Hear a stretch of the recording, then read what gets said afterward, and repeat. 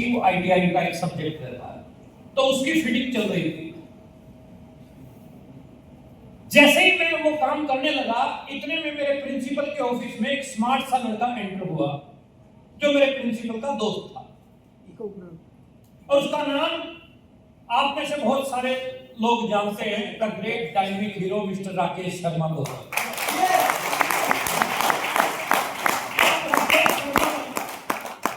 राकेश शर्मा मेरे प्रिंसिपल साहब के दोस्त थे।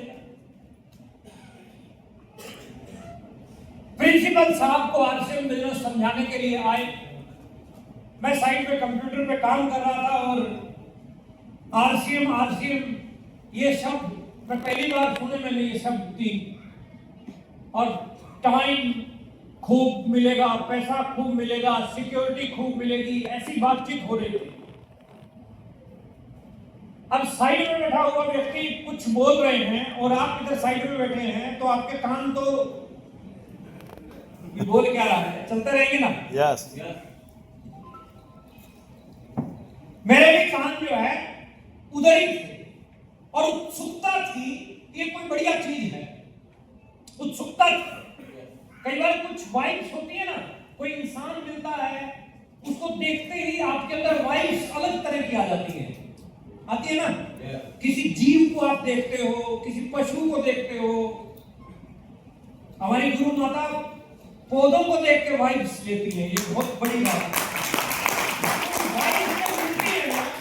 तो वाइब्स मिलते ही आपको लगने लग जाता है कि ये मतलब दिल लगता है उसके साथ। और वैसे ही वाइब जो है मुझे उन दोनों की बातचीत में नजर आ रही थी। इससे पहले मैं कुछ बोलता, इतने में हमारा प्रिंसिपल बोल पड़ा कि ये मेरे बस का नहीं है और मेरे को अर्जेंट कहीं जाना है, काम है इंपॉर्टेंट, और आप चाय पी के जाना राकेश जी। ये कह के प्रिंसिपल हमारा चला गया। अब राकेश जी भी चाय कहते नहीं, मैं भी, मेरे को भी निकलना है, तो राकेश जी भी जाने लगे। अब पॉइंट पकड़ना क्या होगा,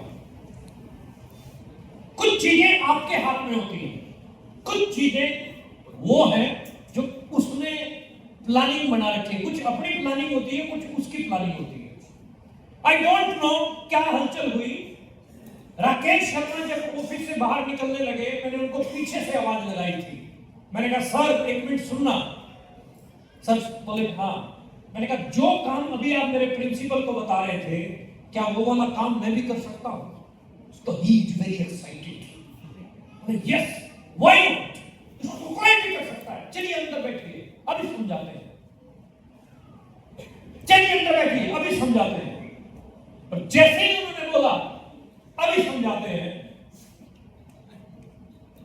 मैंने बोला सर मैं यहाँ नौकरी करता हूँ। नौकरी मतलब JOB जॉब, जस्ट ओबे योर बॉस। मैंने कहा अभी गया प्रिंसिपल, उसका पता नहीं है अभी U-टर्न मार के वापस। तुम्हारा जाना कुछ नहीं, मेरा रहना कुछ नहीं। मैंने कहा शाम को मुलाकात करते हैं। तो शाम को हमने एक जगह डिसाइड की, 2 अनजान आदमी एक जगह बैठे। मुझे 15 मिनट राकेश जी ने समझाया, अच्छा लगा मुझे। तुरंत मैंने एक्शन लिया।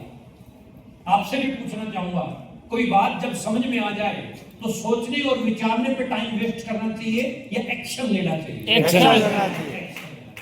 तो मैंने तुरंत एक्शन लिया, तुरंत एक्शन। आप लोग जब आपके सीनियर बोलते हैं ना लिस्ट बनाओ, है ना, लिस्ट बनाओ।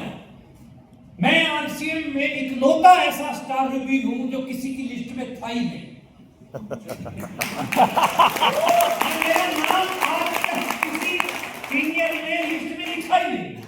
मैं तो आसमान से गिरा राकेश जी के पास अटका।